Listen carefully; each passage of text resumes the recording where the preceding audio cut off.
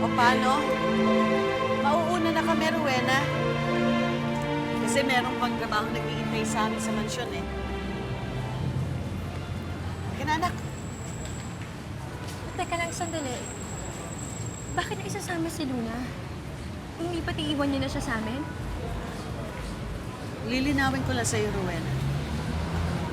Pumayag ako na makipagkita sa'yo si Luna. Pero hindi ibig sabihin nun na plano kong iwan siya sa inyo.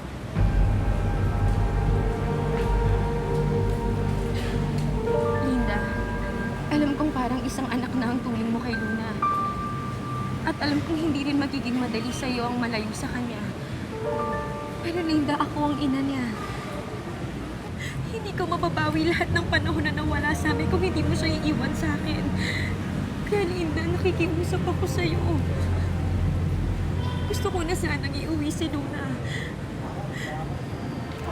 Rowena, naiintindihan kita. Naiintindihan ko na meron kang mga panahon na dapat ko. Pero meron ako mga taon. At may mga alaalang inipon na kasama si Luna. At gusto kong dugtungan yun. Pasensya ka na, pero hindi ko kayang ibigay sa iyo ang anak mo. Ikaw nga nagsilang sa kanya, pero ako nag-alaga sa kanya nung mga panahon wala ka.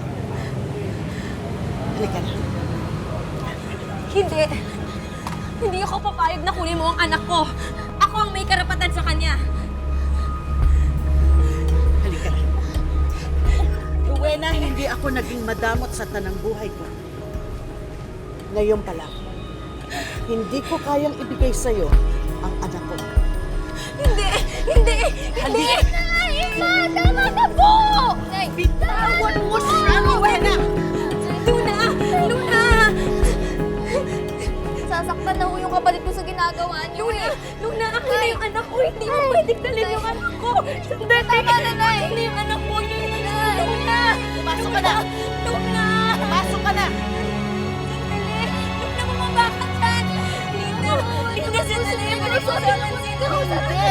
Uuwi na tayo! Luna, bumaba ka dyan! Halika na! Umalis na tayo! Lina!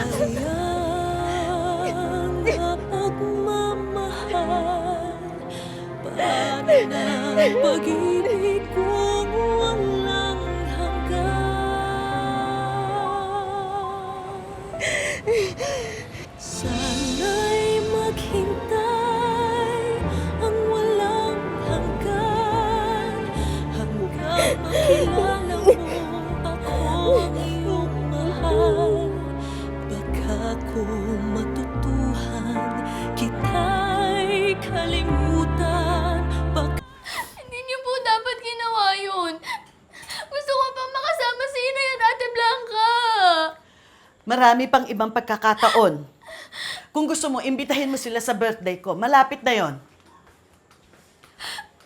Ma, bakit mo ba ito ginagawa sa akin? Bakit mo ako pinipilit na ilayo sa kanila? Dahil gusto kanilang kunin sa akin.